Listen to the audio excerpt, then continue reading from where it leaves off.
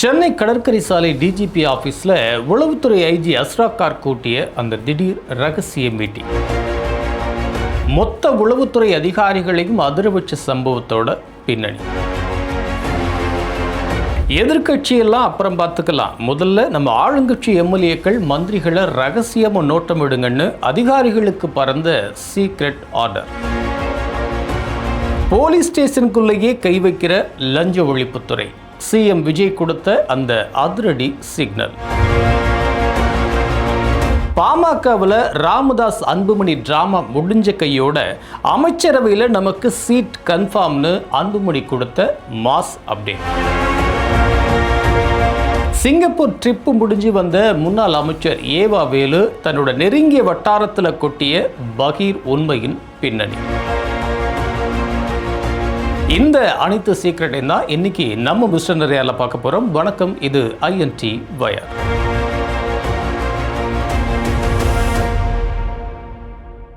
ஒரு முக்கியமான மீட்டிங் பற்றின இன்சைட் சீக்ரெட் ஒன்று கசிஞ்சிருக்கு. என்னன்னா, போன ஜூலை 19ஆம் தேதி அன்னைக்கு ஞாயிற்றுக்கிழமை காலையில் சென்னை கடற்கரை சாலையில் இருக்கிற டிஜிபி அலுவலகத்தில் உளவுத்துறை ஐஜி அஸ்ராக் கார்க் ஒரு முக்கியமான அவசர கூட்டத்தை கூட்டினார். தமிழ்நாடு முழுக்க இருந்து வந்திருந்த உளவுத்துறை இன்ஸ்பெக்டர்கள், டிஎஸ்பிகள்னு அத்தனை பேரையும் வரவழைச்சி கூட்டத்துக்கு ஐஜி அஸ்ராக் கார்க் தான் தலைமை தாங்கினார். உளவுத்துறை DIG Saravanan, SSP Shanmugam, SSP Mayilvaganan உள்ளிட்ட முக்கிய உயரதிகாரிகளும் கலந்துகிட்ட இந்த மீட்டிங் கிட்டத்தட்ட 1.5 மணி நேரம் பயங்கரமாக விறுவிறுப்பாக நடந்திருக்கு. சமீபத்தில் ஆட்சி மாறினதும் உளவுத்துறையோட அந்த மேலிட அதிகாரிகளை மாற்றின மாதிரியே அடுத்து நம்ம விக்கெட்டையும் தூக்க போகிறாங்களோ அப்படின்னு நினச்சி உளவுத்துறை ஆஃபீஸர்ஸ் செம்ம அப்செட்டில் இருந்தாங்க. யாரை பார்த்து சல்யூட் அடிக்கிறது, தகவலை யார்கிட்ட ரிப்போர்ட் பண்ணுறதுன்னு தெரியாமல் ஒரு மாதிரியாக கன்ஃபியூஷன்லேயே சுற்றிட்டு இருந்தாங்க. இது சரியாக நோட்டமிட்ட ஐஜி அஸ்ராக் கார்க், ஆஃபீஸர்ஸ், உங்கள் மைண்டில் இருக்கிற குழப்பம்லாம் எனக்கு நல்லா புரியுது, கண்டதை போட்டு குழப்பிக்காதீங்க.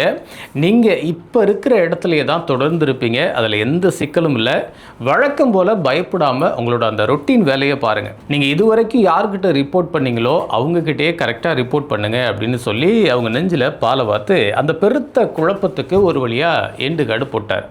அப்புறமா தான் அந்த ஒரு மெகா கிளைமேக்ஸையே ஓப்பன் பண்ணார்.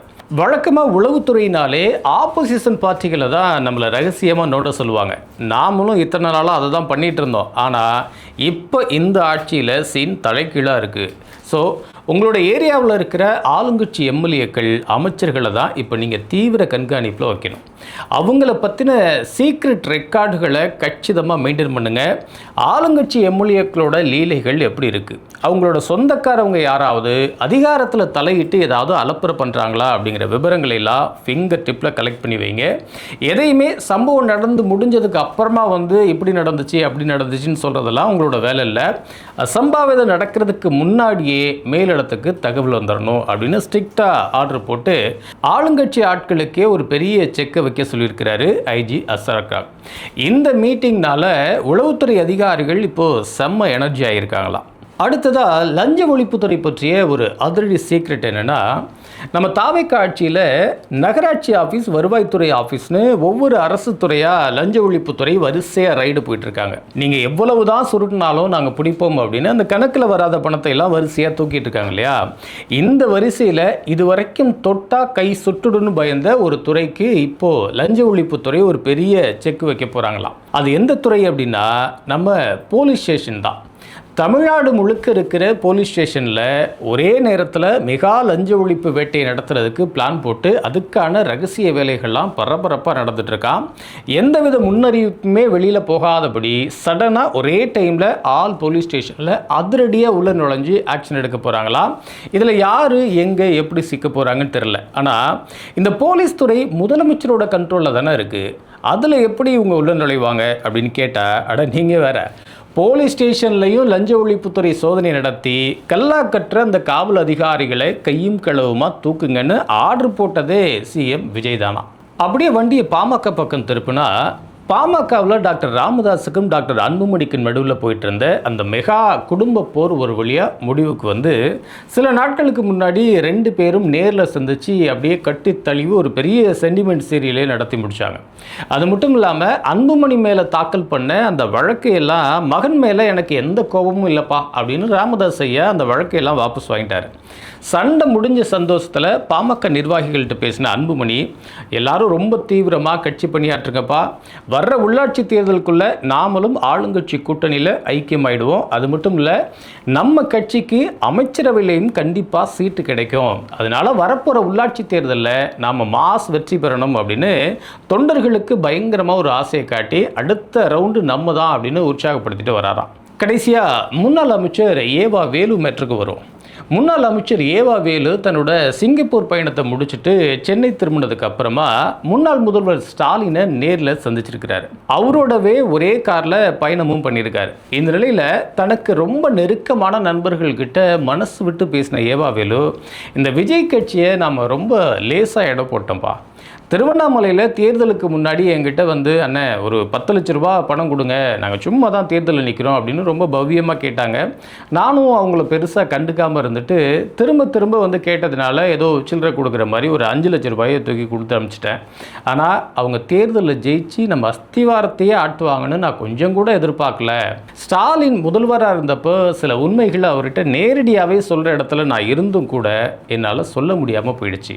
ஏன்னா கட்சி நலன் கருதி சில கசப்பான உண்மைகளை அவர்கிட்ட சொன்னால் அவர் உடனே மூஞ்சியை தூக்கி வச்சுக்கிட்டு நம்மளே முறைச்சி பார்ப்பார். 2-3 நாட்களுக்கு நம்மக்கிட்ட பேசாமல் சைலண்ட் மோடுக்கு போயிடுவார். அவரை எப்போவுமே ஒரு ஜாலி மோட்லேயே வச்சுக்கணும் அப்படின்னு சுற்றி இருக்கிறவங்க பொய்களை மட்டுமே சொல்லி சொல்லி அவரை கூலாகவே வச்சுருந்து ஏமாற்றிட்டாங்க அப்படின்னு ரொம்ப வேதனையோட மனம் விட்டு பேசியிருக்கிறாரு ஏவா வேலு. இன்னைக்கு நிறையார்கிட்டேருந்து வந்த அத்தனை அரசியல் சீக்கிரட்டை உங்கள்கிட்ட ஷேர் பண்ணிட்டோம். சொந்த துறையான காவல் நிலையங்களிலேயே லஞ்ச ஒழிப்பு சோதனை நடத்த உத்தரவிட்ட முதலமைச்சர் விஜயோட இந்த நடவடிக்கை நீங்கள் எப்படி பார்க்குறீங்க? அமைச்சரவையில் சீட் கன்ஃபார்ம்னு அன்புமணி கொடுத்த அந்த வாக்குறுதி பலிக்குமா? ஸ்டாலினிடம் பொய்களை சொல்லி ஏமாத்திட்டாங்க அப்படின்னு ஏவா வேலு கொட்டின இந்த உண்மைகள் திமுக உட்கட்சியில் எந்த மாதிரியான பொய்களை கிளப்பும் அப்படின்னு கீழே இருக்கிற கமெண்ட் பாக்ஸில் மறக்காமல் கமெண்ட் பண்ணிடுங்க. ஆளும் கட்சி மற்றும் எதிர்கட்சியை ஆதரித்தோ அல்லது எதிர்த்தோ ஆக்கப்பூர்வமான கமெண்ட்ஸுக்கு ஐஎன்டி வயர் ஒரு சர்ப்ரைஸ் கொடுக்க போது, அது பற்றி அப்டேட் நெக்ஸ்ட் வீடியோவில் சொல்கிறோம். இதே மாதிரி தமிழ்நாட்டோட ஹாட் அரசியல் அப்டேட்ஸை உடனுக்குடன் தெரிஞ்சுக்கணும்னா உடனே நம்ம ஐஎன்டி வயர் சேனலை சப்ஸ்கிரைப் பண்ணி அந்த நோட்டிஃபிகேஷன் பெல் ஐக்கானையும் ஆல்ல தட்டி வச்சுங்க. இந்த வீடியோவை உங்கள் நண்பர்களுக்கும் ஷேர் பண்ணி விட்டுருங்க. அடுத்து நிறையார்கிட்டேருந்து ஒரு செம்ம அப்டேட்டை கலெக்ட் பண்ணி உங்களை வந்து மீட் பண்ணுறோம்.